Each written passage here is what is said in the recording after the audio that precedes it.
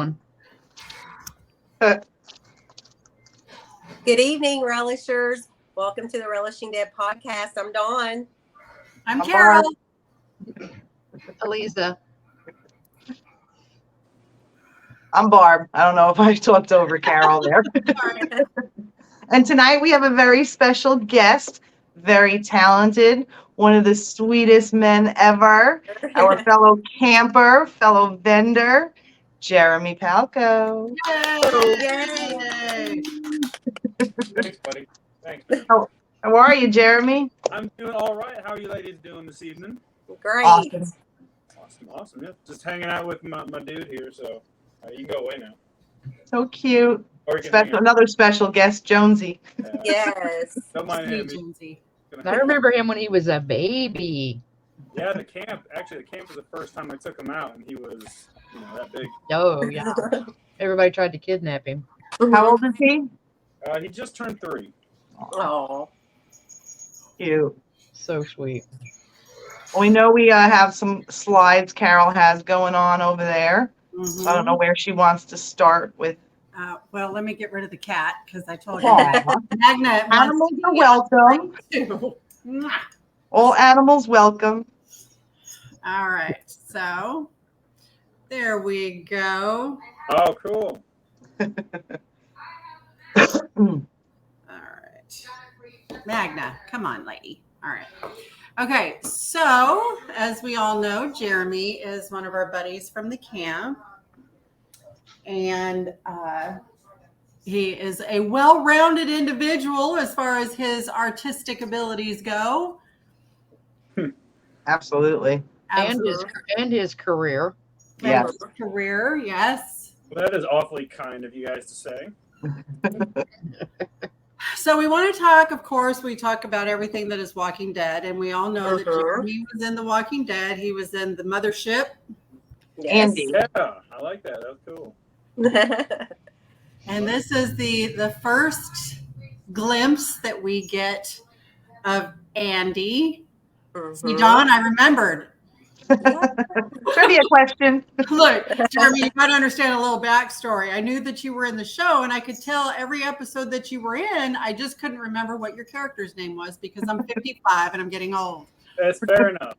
So all the girls would laugh at me because I couldn't remember Andy. There's a lot of characters on this show. It's good. So this is the first shot that we see of you. And I have to ask, when you auditioned for Andy or whatever, the show, Yeah. How did you feel when you found out that you got the part? Oh man, ecstatic. Obviously, I read for the show for probably the entirety of the season. So I read for the first episode. I remember. Oh, wow. Oh yeah, there was a cop role, a young cop role. I remember seeing it eventually, thinking, oh, I remember reading for that, and that happened for every season. 2, 3, 4, 5. Actually, I'm reading for Dwight, and I thought I was going to get it. Oh, wow. Yeah. Wow. Got back to the second round of the callbacks, as they call it, and didn't get it.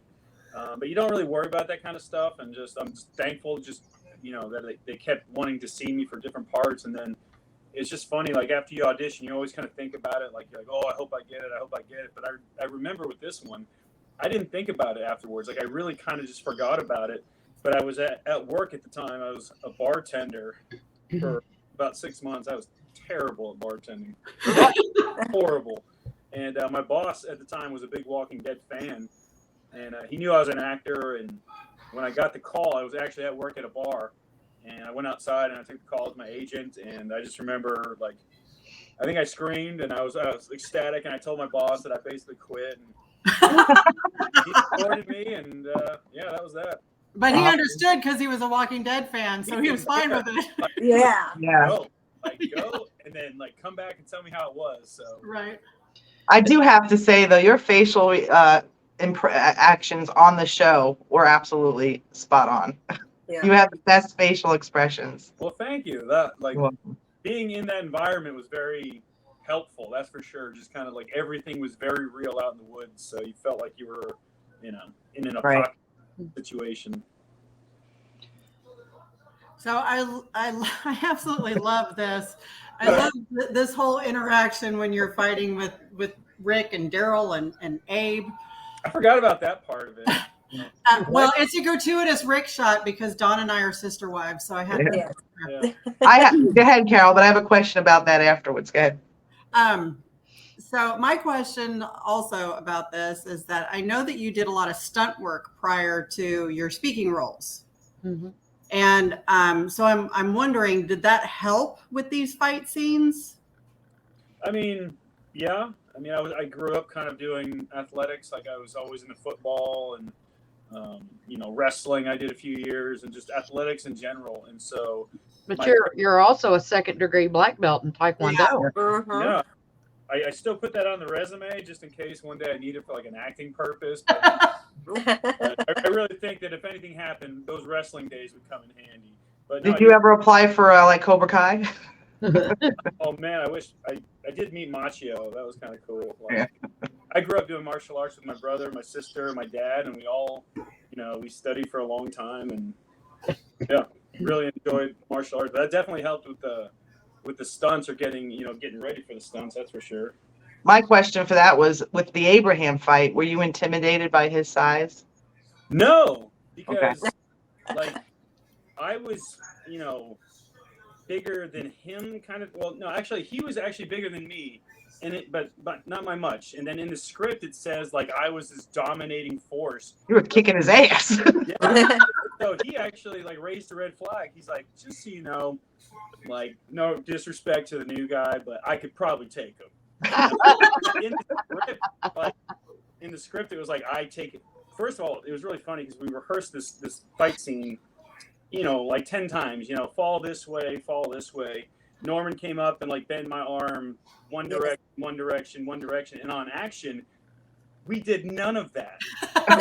None of it. Like I was supposed to end up on my back, and Michael was supposed to roll me over, but it wound up just being like a real life street fight. Right. Like the Norman bend was really good, and it felt great. We only did that once or twice, but like with Michael and I, choking each other out, that was fun because that was like the first day. It was like That's awesome. Oh, wow. What a great first day. Yeah. On top Choking of out Michael Cutlets. yeah, choking him out by lunchtime. But How many takes did it take of that one? that one only like 3 or 4 takes. But I remember I actually had a stuntman like for me, and I remember that because that had never happened before. I never had like a stunt person, so I was really flattered and honored. And then he didn't do anything all day. I was going to say, you did it all, right? I swear I did it all. It was a lot of fun, and I do remember getting set the next day, getting a set, and Stephen Young was there, and all of us were just black and blue, like head to toe, and he got a good laugh about it, and then ordered everyone ice cream. Nope. Oh. That's great. That's So here's the arm shot. Yes. That was Yep. I've come to find how grateful I am of that shot in particular, just because, when I get to travel around and meet people, like that's kind of, the popular photo because it has Norman Reedus in it. So, Yeah. and it's also a great refresher for people to be like, oh yeah, that's who you played. So, Yeah. Very Destiny says you need a shirt that says I do my own stunts.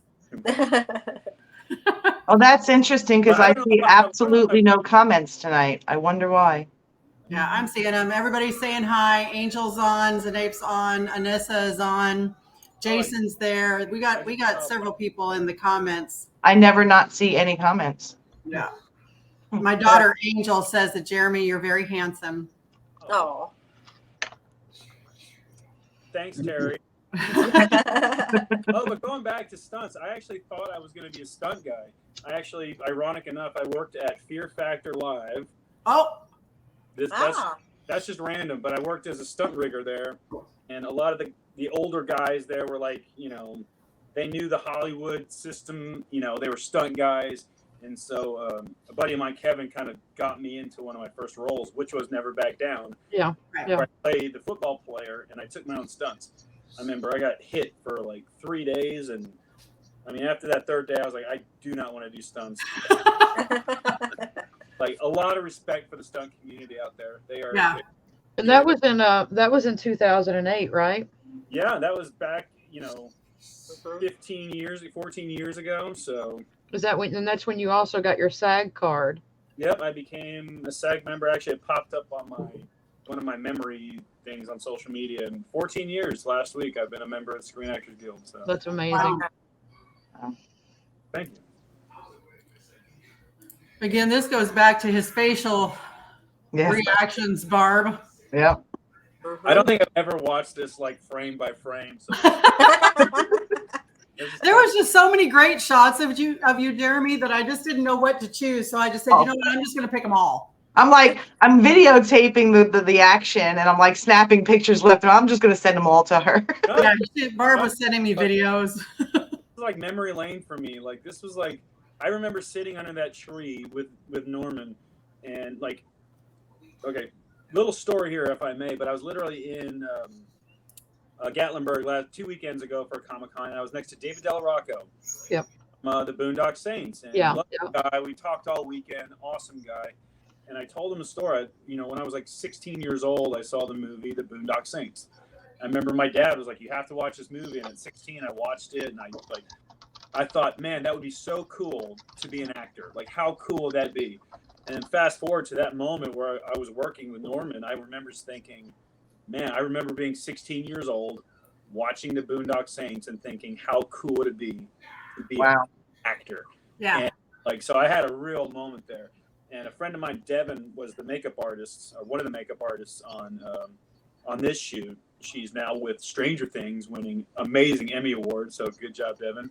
And she, from the corner, snapped a photo of me and Norman sitting there. And I remember, you get on the show, you sign your life away, your NDAs, I didn't tell anybody I booked this show for 8 months until it aired. But I remember she sent me that photo like that week, and I remember just like it hit me how cool that moment was. So. Wow. Destiny asked, who was your favorite Walking Dead actor to be on screen with? Obviously, you have great memories of Norman because of a little bit of history there, but was there anyone else? I mean, you said on screen with? Yeah. Like, I really, over the years, have looked back and realized how lucky my character was. I mean, a lot of actors got to set, and you're just grateful to be there. You really are in such a amazing show. But every scene I had, my second day, I was toe-to-toe with Andrew Lincoln, Stop it. Stop. Oh, And I completely blew the first take. I had to say Greg and Craig, and I kept switching it. I remember I was a little nervous. But then, like, the next day, I'm sitting there, and I had everybody with me. I'm looking to Andrew Lincoln. I've got Norman Reedus to my left, Steven. Tom was there, Denai, Lauren Cohen, and I'm just, we're doing this circle thing, and I have to draw on the map. I don't know if you remember that scene. Yes. Yeah. I kept one of those maps. I did about 3 of them, so I have one. Nice. cool. Yeah, but that, like, I remember just thinking how unreal that was to be sitting there, just you take in the moment, and then you remember, I'm a professional actor. I got to get my shit together. So It's yeah, but that's the thing is it's always fun to hear from actors who they quote unquote fangirl over, Yeah, but who was my favorite? I just remember, just being there and everybody. Like, there wasn't one particular actor. Over the years through, traveling and social media and Comic-Cons and whatnot, you grow closer to, certain ones in particular. And, there's a couple good ones. Yeah. You had some good interactions with the best of the best on that show. Yeah. Yeah. You realize. We fought alongside Morgan. Yeah, right? Yeah. I'm disappointed I didn't get up. So. Right. You just stayed there on the floor. Yeah, that was a lot of fun, that shoot right there. So. Yeah. This just cracked me up. There's one particular shot that's right, and I didn't put it on here, but there's a shot where Maggie is standing there, and you and Jesus are behind her, and you're all fuzzed out, right? Yeah. But it's like you're just standing there, like We were. Like, Tom and I were just talking, and that was very long. We stood there for hours. We were talking about everything, and we started looking down, and then.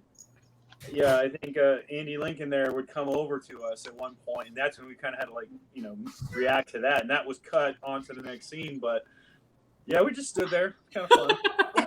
Stood there. There are worse ways to get paid. I'm telling you. Right. That's true. Yeah. So, of course, the scenes coming up after this was pivotal. I love this shot. I just think it's hysterical. And I hope everybody realizes that, Johnny Depp wanted to be in the show so bad. Yeah. So the head, I think the one to the far right Yeah. is Johnny Depp's Technically, head. I worked with Johnny Depp. Yeah. Technically, So this here is where you're handing him the head. Which is actually Greg Nicotero's head. Oh, Was it? Okay, cool. Yeah, used as a mold of Greg Nicotero's head. Hmm. so the next slide cracks me up, and I have a question about this one. So, First of all, that's my buddy Ian Castleberry, man. He is a talented, hilarious dude, and I met him that night, and we have remained friends ever since. So, I love that. good dude. So his character goes, "Oh, he broke my nose," right? Yeah. But I had to grab the shot immediately after where the camera cuts to you because you're smiling. And I know that it comes across as a smile because you're kind of a nervous smile because they're laughing and stuff like that. But my question to you is, did you really break character? Hell no. That was serious acting you just saw. I mean, it worked. It obviously worked. But actually, funny enough, no, the very next part of that scene, he slapped me in the face. Yeah. We had not talked about that. But we had literally just been kicking it for a couple hours, and we really just became really good friends. And so at the end, he slapped me, and I kind of gave a smirk there. Yeah. And not thinking that they were going to use that one, but that's the one that, and it looked awesome. So maybe a little bit at the end of that scene, yeah. I giggled so much about this because I thought, well, I know he's supposed to be nervous laughing, to be in the group. Actually, you want to hear a funny story about this scene? Right after the scene, everybody comes rushing in. This is when we try to trick the saviors and we infiltrate them and whatnot. So there's, everyone is there that night. All the actors. I remember Alana was there, Masterson, and Steven was there, and, cast of characters. And this was about 4 a.m. Oh, wow. And people were kind of getting tired, not aggravated, or a little aggravated. But I remember one take during this scene. Stephen Young comes running in on action with everybody, and they are just screaming to high heaven, like, help us, like a complete joke. I'm sitting there with my back towards them, freaking out, going, did we change something? And I didn't know about it. So, yeah, to kind of break the tension of the night, it was really funny that they blew a take at 4 a.m. when everyone was tired. That's hilarious. 4 a.m. They wanted to, in the comments now that I'm seeing them, they wanted to, Anissa asked if they actually filmed inside that satellite station, the scenes. Yes. Yeah. This satellite station was really out in the middle of nowhere. It was really abandoned. It was really hollowed out and dirty and smelly. It's still there. I know people still go there. Yep. It was off some major back roads, and there was no cell phone service out there. But no, I remember that was kind of the best part of playing Andy, was that's where Andy kind of got his start, and then that's where he died. 2.5 seasons later, so it was kind of nice to have that full kind of. He died? What? Technically, you never saw him shot in the head, so I don't know. Yeah, if we didn't see it happen, it didn't happen. Yeah. We knew this. I would love to be an Easter egg or something in one of the, spin-offs. Just a zombie in the far distance walking away. Right. That would be really an Andy Walker. That would be funny. Yeah, you and Eric walking off in the woods together somewhere. He was just playing dead. He wasn't really dead. He snuck away. Right. Yeah. Yeah, I know several of us have been to the satellite location. And you're right, it's out there. Yeah. So here we have you with Lenny James, with Morgan. Yeah. And again, that smoldering look of yours. That was fun because that was our first day back on season 8. So it was summer camp. Everybody was back and everybody was in town and everybody was texting. hey, are you at this hotel? You at this hotel? And yeah, I remember my first day, we're just way out in the woods. So it was actually right by the satellite station on the other side of the fence. That's Ooh. fantastic. Yeah. Look So I There love it is. this shot. This is a fantastic shot. at Actually, those pretty blue eyes. it's Yeah. actually one of my favorite shots, and here's why.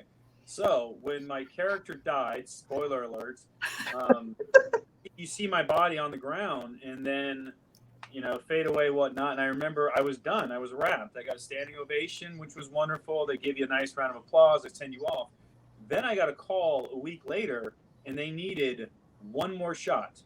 So I was in Orlando at the time. So I drove 7 hours to Atlanta. I waited there for, I went through wardrobe, makeup, and I sat on set for 15 minutes. They rushed me in, and this is the shot. I'm literally just staring into, they're like, you're about to open the door, blah, blah, blah. I'm like, okay, cool, let's do this. We shot that for 3 minutes, and I turned around and went right back to Orlando. Oh, Lord. Wow. Just for the shot. Wow. So wait a minute.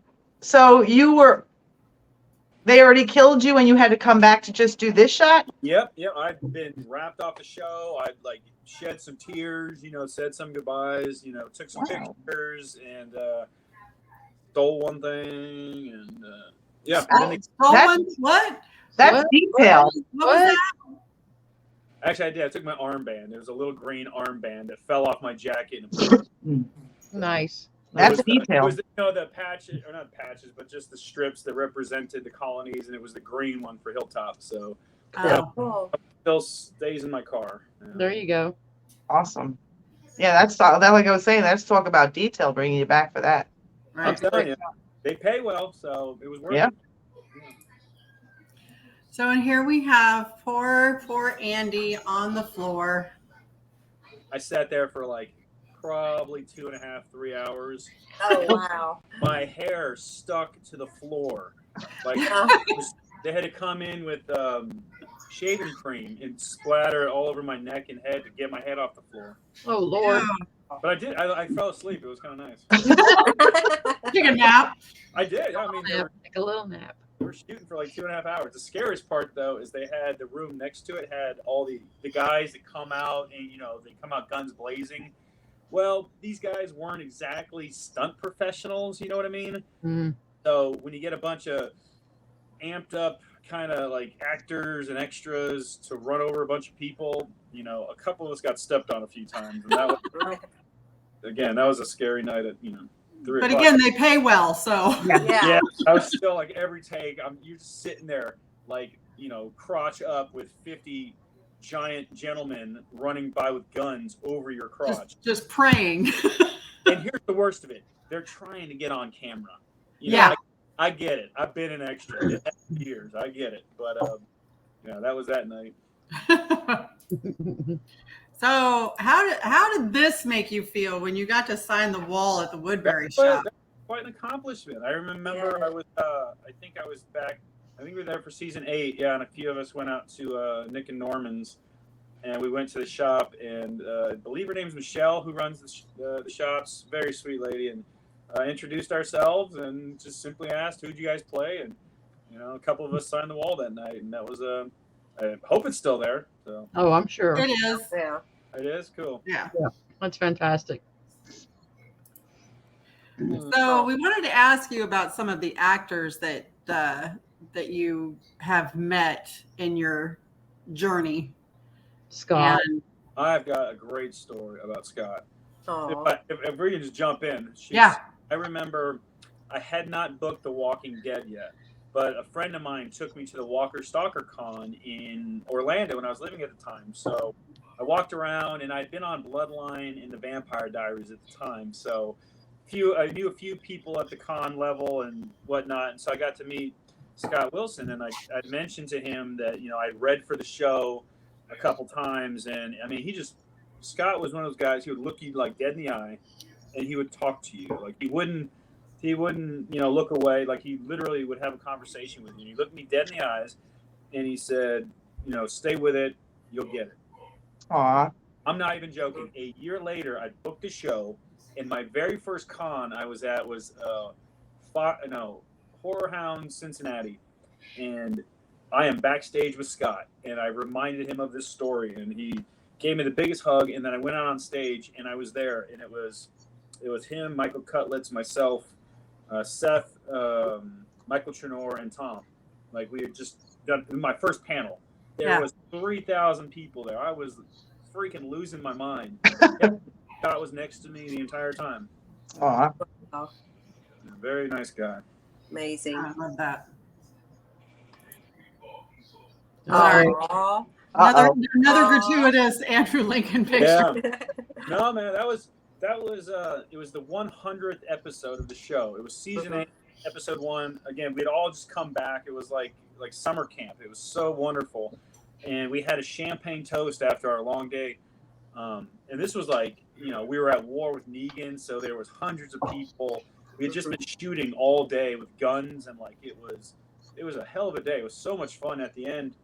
It was Greg Nicotero and Andrew Lincoln. They gave a speech, and everyone got champagne, and we had a nice toast, hence the cup in my pocket. But I had also gotten a call from Scott Gimple the day before saying that my character was going to be killed off in the next episode. So I went up to Andrew Lincoln, and I simply said, thank you for, allowing us to be here, and, you run a great ship kind of thing. And I asked him for a photo, and he didn't hesitate, and he just, I have that photo still hanging in my house. So That's fantastic. That's awesome. I'm realizing how rare that photo is, by the way, with all these Comic-Cons I do. Like, they wanted me to Andrew Lincoln, and then I'm like, oh, I guess I kind of, I've already met him. So Yeah. Yeah. So this is my proof that Jeremy has been on several podcasts before, and this is actually his second appearance on this podcast. And so I have this, and I have to laugh because the R2D2 is behind you. Well, that is like I'm in my room right now, so these are my two pieces like I don't really want to sell yet, Yeah. Like, yeah, with my art, everything's original, so there's only one of one. And when I kind of first started this, the goal was to just get rid of them. And now there's a few of them. I kind of I do have some showcases coming up where I need to present my stuff, and I can't, just, But yeah, I do like my R2D2. Yeah. All right. I love this shot. Yeah. That was a big surprise. That is a short film I did called So Dark. Yep. And it's on, I believe it's still on Amazon Prime somewhere. Mm.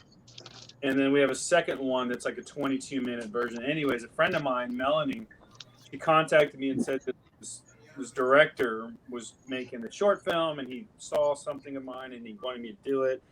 And this was really early on, so anybody that had any interest in me doing any sort of acting, I was like, hell yeah, sign me up.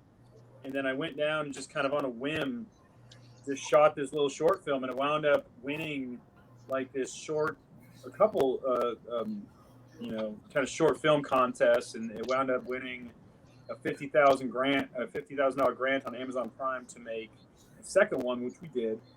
And we were intending to make a third, fourth, fifth, sixth, and I don't really know what happened to the producer and director, but something happened with their relationship. So, but also funny story, the makeup artist sucked on that. And makeup they put on me, oh my God, I had to shoot the Vampire Diaries the very next day in Atlanta. So I drove from Miami to Atlanta within 24 hours after the shoot, and my face was stained red. Oh. Because he used, I don't know, cheap stuff, I guess. But I remember freaking out thinking I was going to lose my job on Vampire Diaries because of that makeup job. Oh my gosh. Wow. It looked good for what it was. Speaking of Vampire Diaries. Vampire Diaries, yeah.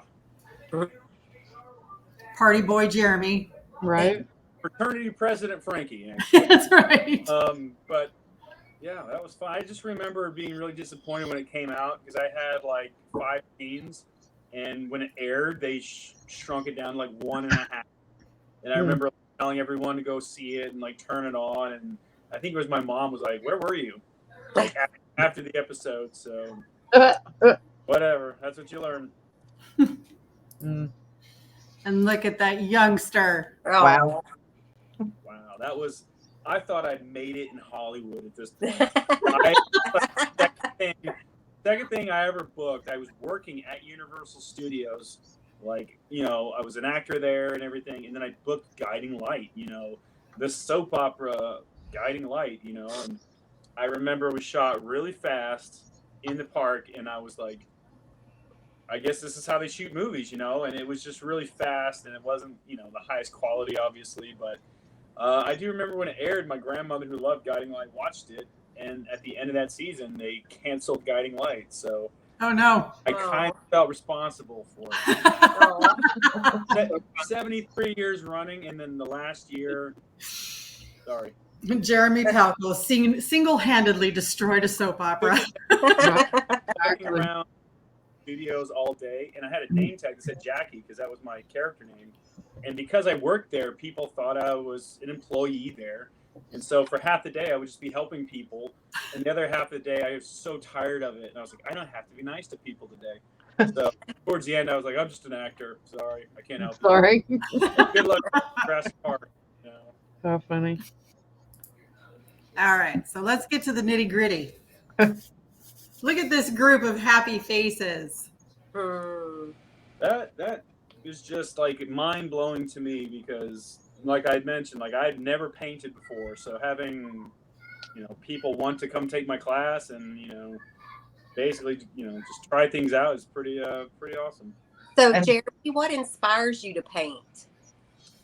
Bills.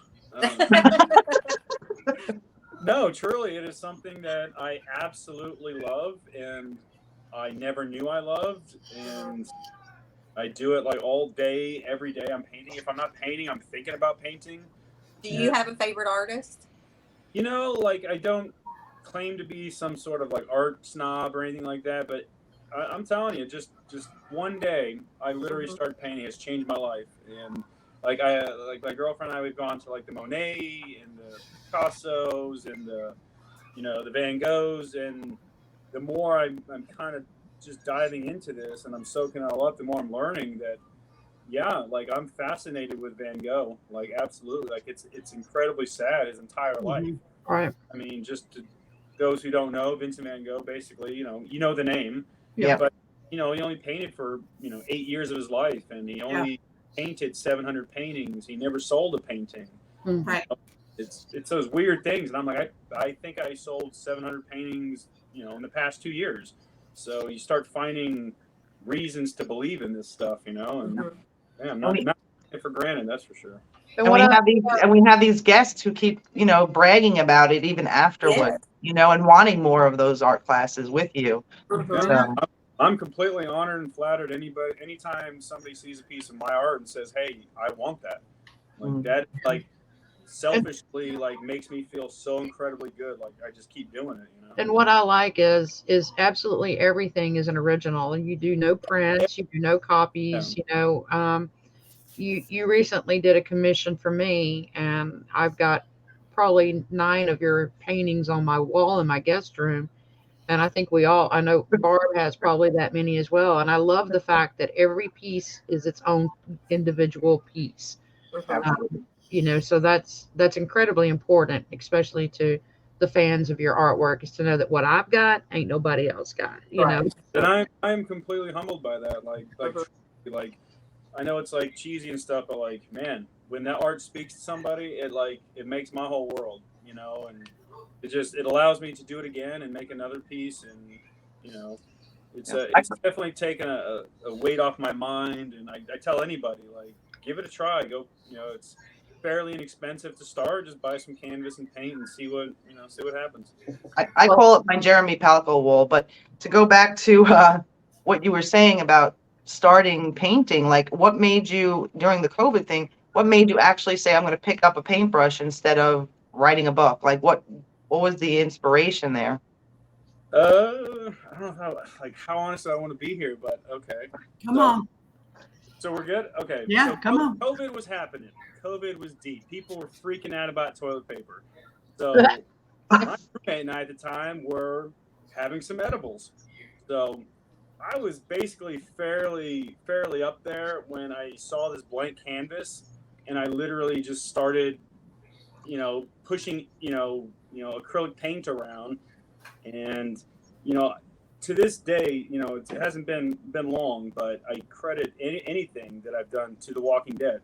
Right. Because having been on that show, and then when I first started posting anything on the social media, it was the fan base and the people that I've come across with, at Comic-Cons and the camp events and everything that were really interested in my work. And, I immediately started going to the post office, 2 or 3 times a week, shipping these things out. And, it genuinely snowballed from there. So I love Awesome. how it was edible inspired. Yeah. yeah. So like, that's genuinely like the big bang right there in my mind. Yeah. Love it. You remember the first person who said, I actually want to buy that? Yes, it was a buddy of mine, Chris Mofonts. He was my dance instructor when I was doing theme park dancing for, the shows down there. Very nice guy, big into art, and he literally, and it changed my life because he gave me $500. Wow. And that was for a fairly large piece, but I was like, Okay. Mark went off. I was like, okay. And like, I have health insurance now because of painting. So Right. That's awesome. yeah, I was, hurting there for a while. So It's wonderful, though. Well, I know that all of these faces in these pictures absolutely adore you. Yep. And these it's awesome, classes, by the way, the slideshow, by the way. This is the- fun. these classes, I mean, we were blessed to be in the first class, and it was so much fun. And I know that a lot of the other campers, the people that haven't had the opportunity to do it, they're begging for it again. So Well, thank you. Yeah. we asked. I would do again. as many as they'll let me do, So here's some of Jeremy's artwork. And we're just going to kind of go through these. I love the one on the left. That ship, that little boat is just beautiful. And everything is just completely random. Like I didn't try to paint a sailboat. I didn't try to paint a snowman. Like, I just love it. just accidental art. Yeah. Thank you. Oh, I love that one on the left. Yeah, the gray and whites and blacks are beautiful too. Mhm. Yeah. Thank you. I'm trying to figure out like what people are gravitating towards, and Well, it's definitely a personal thing because there's some pieces that I absolutely love and I'm drawn to. And then there's some pieces I think, oh, they're pretty, but it's not my style. yeah. And I've never been offended by anybody that, goal is to not like every single piece. Right. And he knows me. I'm like, nope, click. I want that one. Don't sell it. That's mine. Barb is like, That's what I love. Like literally, I'm still getting like my bearings down, but basically I post them on social media first to get a feel of what people are kind of liking. And honestly, the first people to speak up, I ship it out so I don't have to put it on my website, which is a pain. Fawn said that you painted one that was actually a reoccurring dream that she had over a decade. So of course she bought it. I Wow. love that. Yeah, that's really cool. So Pam wants to know, do you still have your first piece or did you sell it? Oh, I sold it. Like I mean, this was like right in the COVID era. So I literally did not think I was going to be doing this for very long. I painted like 3 things. 3 people asked if they wanted to buy them, and I was like, yes, and I got rid of them. But Nice. I have documented every single piece I've ever done from day one. So That's amazing. everything I do, I take a picture of, and I upload it, and I save it. So Yeah. I hope you do some more in the blue and the black and whites and grays and blues. I really love that. Me too, Lisa. So I know I like the blacks and the whites and the grays, but that Millennium Falcon is badass. That's all I'm saying.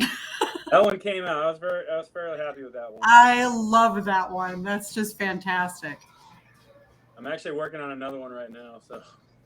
Oh, wow. Okay. I love that. Of the balloon. Actually, that one on the left is one of my first ones. Yeah. I love that. I think that old boom box. And then we have Barb's Jeremy wall. That's the Jeremy wall at Barb's house. Yep. It's got his own space. So here, if anybody's interested, here are some of the links to find Jeremy's stuff or just to connect with him? I don't know what that Voices one is. What is that? Voices. I'm not sure. I pulled it up and it came up and it was some website about you. But of course, the Cameo, I'm cautious. I don't know what that is. I've never heard of it. So, but the Cameo one, if anybody knows anything about the Cameos, those are an absolute blast to send to people, and they're really fun. And Jeremy will make a video and send it to you for a friend, a family member, a boss to tell them that you quit, whatever. yeah. So Dawn, you need that. I know. at least it's not a friends only website or anything. So Right. I'm afraid what's going to pop up if you click on that link. So. So, Jeremy, you have mentioned a couple of times now that you worked at Disney. Oh, So, yeah. how did you get from? I mean, we know you were born in Georgia, but you spent most of your life in Washington, and you're a Seahawks fan, diehard. Yeah. But how did you wind up at Disney? And I mean, Carol knows that you were on the Disney cruises, and she's got questions about that. But what did you do in the park?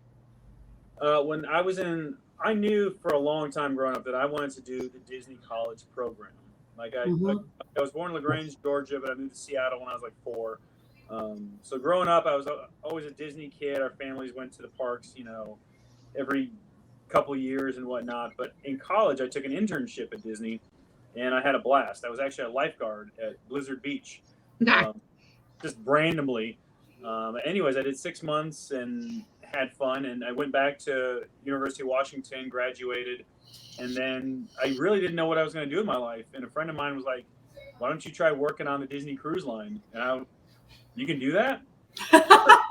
Sure. And I just threw in an application, and like I literally got my diploma, and 2 days later I flew down to Cape Canaveral, Florida, and I was working aboard the Disney Cruise Line. I literally had no idea what I was going to do. And the first day we're walking around, there's a stage show going on with like pirates dancing, and that's what I wound up doing. I was like an entertainment host, so anything that involved a microphone, game shows, deck parties, parties on the island, anything with a microphone. It was a blast, and that actually got me my acting bug. You got it, Carol. You nailed what he was. I did. I said to everybody that you were Julie, the cruise director. There's the cruise director, and then they had their minions. Like 10 people. I was one of the minions. So You could have been a bartender too. Yeah, no, he wasn't Isaac, but he was definitely in the Julie team for sure. Yeah. So I did that for almost 2 years. Got off the ship, found an agent in Florida, and immediately went right back to theme parks just because it was the easy way to, find work. And I worked at Universal Studios after that for about 10 years. Wow, that's fantastic. So what was your degree in? Comparative literature and writing. I actually thought I was going to be a screenwriter. I wanted to write movies. That's funny. Mine was in creative writing. I had the MFA. Oh, yeah. Have you written any screenplays, Jeremy? Yes, I wrote one called Sunshine Shasta, and it was kind of a 90s feel about a guy who goes back to his hometown, and the town is taken over by corporate greed. And it's actually based around a weed shop because I was in Mount Shasta with my buddy Peter Dante from Grandma's Boy, and we kind of came up with the idea and wrote it. And I got it approved through the WGA, so it's stamped and approved. And unfortunately, it's been on the shelf for about a year and a half until that next step, which is basically funding. But unfortunately, now with the strike going on, everything's kind of on hold. But I was very happy the way it came out, regardless. So I'm seeing a recurring theme around your creativity is weed. Yes. Well, Edibles. That weekend. Edibles and edible shops. I mean, like if you really want to turn to a dark side in this conversation, yeah, we could talk about that only because there was years of alcohol before that, and there hasn't been for the last 7 years. And well, congratulations on that. Good. Congratulations on that. Yeah, I basically had some drinking days back in the 20s, and then you get 30 and you just can't do it anymore. But Yeah, basically quit cold turkey, and it wasn't until I started, kind of experimenting with cannabis that I realized that like it helps Good. incredibly. Like I have arthritis, and I hike 4 days a week now because Because you That's, can. that's because fantastic. like Yeah. I eat better, I feel better, I sleep better. That's good. Like I would That's tell good. I would tell anybody, yeah. So, since you are a member of SAG, do you um, have any opinions about what is going on? I think all of us in the TWD family, and I think a lot of fans in general, are very supportive of the strike and trying to reshare posts. And in fact, I bought a shirt and a hat to help support the SAG-AFTRA Foundation. We were talking with Carrie Gonzella that I think a lot of people have a strong misconception that actors, including yourself or Carrie, are not multimillionaires. There are very few Yeah. Tom Cruises in the industry, and I that you mean, guys are just yeah, like us. You're working paycheck to paycheck. like if your face is on a major cover of a movie, you don't have to worry about your next paycheck. You know what I mean? Everyone else does. Right. And I remember when I was working on Alvin and the Chipmunks. All right, I was an extra, but it was like one of the coolest experiences. They cast like 20 of us. It was like 30 of us, and we were on this cruise ship. But I remember we're sitting there with the guys like Jason Lee, and there was David Cross, and there was a guy. I think his name is Andy Buckley, if I remember correctly. He was on The Office. Like he was on 5 seasons of The Office, and we're having dinner one night, and he was explaining to people that he had to get back home because he works at a bank. And I remember thinking, as an extra, like this guy's a lead in, The Office and Alvin and the Chipmunks. Like, why does he have to go back to work?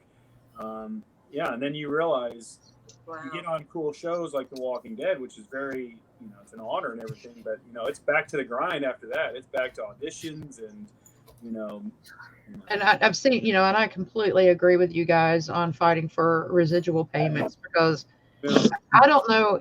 I don't. For some reason, I was thinking that you had posted what a residual check, but I had seen I one. did. You did. Okay, you did. And I was just like, there were like all of these things that you had appeared in that had been replayed through streaming or cable, and then it's like $29 check, and I'm like, you've got to be fucking. Oh, not even. I wish it was $29. It was $19, but no, it's that's what the strike is about. It's like the times have changed. People don't go to the movies anymore. Box office numbers are not what they were. You can blame COVID if you want, but people don't go out anymore. They stream. That's the way the world is run. But the only people that took advantage of that were the streaming services like Netflix and Amazon. And unfortunately, the change needs to happen with the actors as well. Right. The idea of AI is really starting to freak me out. It's very scary. Yeah, that concerns me. I was an extra in probably 100 things before I got my first speaking role, but you get paid for every one of those 100 times. You show up to set, you sit there for anywhere between 4 to 15 hours in the heat, whatnot, and you get paid, you get fed. And I tell anyone that wants to be an actor, go be an extra. It's the best way to learn. Best. Yeah. Now they're trying to say that they can scan your likeness and use it, background in this movie for the remainder of time, and that's wrong. Ridiculous. So, That's and I actually 2 years ago I lost my health care because I didn't meet the quota. I didn't make $26,000, which is about 4.5, maybe 5 gigs, and that's a lot. I mean, you're lucky to get 1 or 2 gigs a year. I mean, wow. I can't speak for all actors, obviously. Everyone's kind of different, but if there's anything that we can do as fans of entertainment, to help support, we share and we, the support is wonderful, and just the knowledge of, it's unreasonable to ask everyone to delete their, Netflixes and Amazons. I mean, I get it. I still got my Hulu, but that's one way I have found out through going to some of these meetings here in Atlanta. But just, getting the word out is good, but the solidarity is the most important thing, seeing that the big actors, the Matt Damons of the world, I don't really think they're the ones helping create the future for all the little guys behind him, and that's really inspiring. And yeah, I'm very hopeful. Like I'm not too worried, but I'm getting ready. That's what I've been, when I've watched, like you said, I've watched on the SAG after their live Q&As that they kind of do, and it's been very inspirational to see some of the ones who don't have to worry about residual checks out there in line and supporting you guys, just as if, because Carrie even mentioned, it's everything that goes into doing that. Like you said, you had to lay there for 2 or 3 hours for a 2-minute screenshot. And so it's everything that goes into it that deserves for you guys to get a good payment. I mean, I've driven, not only me, but I know people, we've driven 9 hours for a 5-minute audition, didn't get it, spend $110 on gasoline, and, you get hotels and you crash on couches, and, it's great when you're on TV for, I think I did, 6 episodes of The Walking Dead. That was, 2 weeks of my life. Right. And it's phenomenal to be on that show as an actor. It's always great to have that on your resume. And don't lose sight of what we do. We just pretend, it's fun. It's a tough gig. I mean, Carrie was saying, that you have to maintain a certain weight and you have to maintain a certain look. And, those things are all, I mean, I couldn't be a walker. I'd have to be one of those that just got turned, because I don't have that. But weight. That's the first step. So. Yeah. Barb, you have some trivia questions or something? Actually, I have questions for Jeremy. Dawn, did you have any? I know you had some. I had a question. Okay, go ahead. Jeremy, and this is in the present or past, what TV series would you like to be on? Oh, man. Like, what I wanted to be on? Yes, like it'd be like present or past. The Brady Bunch. Sons of Anarchy, man. I wanted, I was obsessed with that. Like, good answer. In college, I loved Entourage. I thought that was so cool. And it didn't really, hold over time. I realized how douchey that show is. But no, Sons of Anarchy. That was a great show. I really loved that one. Awesome. I would have done anything in that show. That would have been fun. Awesome. Got another one, Dawn? No, he already answered the other one. Okay. I actually going to ask you, what was the one that you used, Eliza, from? From the Inside the Actors Studio, the James Lipton question. Oh, yeah. But I have my own. I shortened it, and I have my own. So I'm going to ask you what your favorite sound is. My favorite sound? Campfire. Ooh. Love it. I fall asleep to that. That and the rain. Yeah. Actually, I love the sound of the rain. All right. The sound you hate. I hate Jonesy yelping. He's a beagle. Middle of the night, he got his collar stuck on the grate inside of his cage. So at 3:00 in the morning, it was like this death-defying, yelling going on. So that's the worst. Okay. All right. Favorite song. Oh man, it changes weekly, like monthly, all the time. But if I had to listen to one like over and over, I love The Adventure from Angels in Airwaves.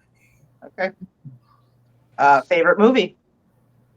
Ooh, that changes all the time too. But the Ex Machina. What?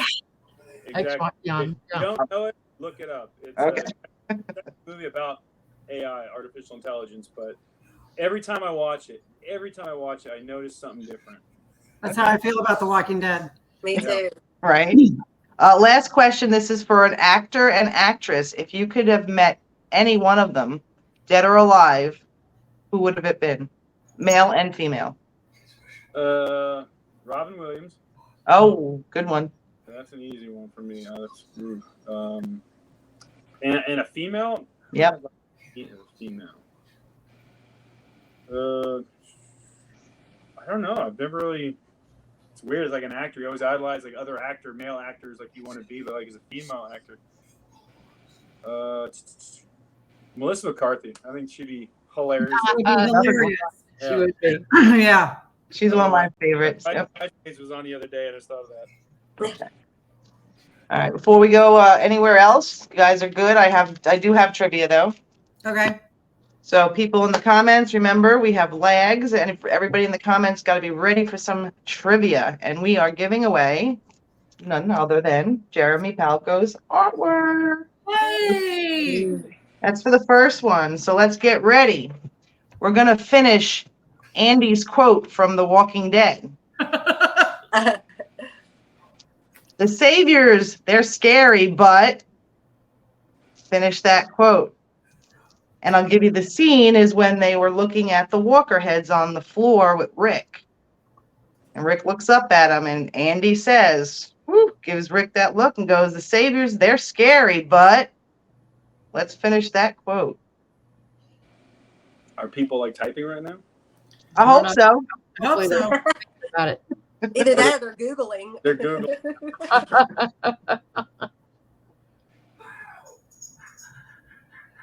Do do do do do do. You seen any, Carol or Lisa? Jason is close. Okay. You're close, Jason.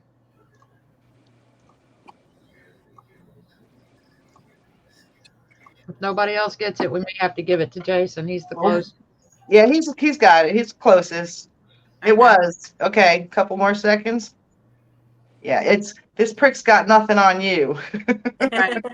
Actually, I should have had Jeremy finish that one. There you go. I knew it.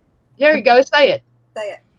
The saviors are scary, but those pricks got nothing on you. There you go. Congratulations, Jason. You got that one. Okay, trivia question number 2.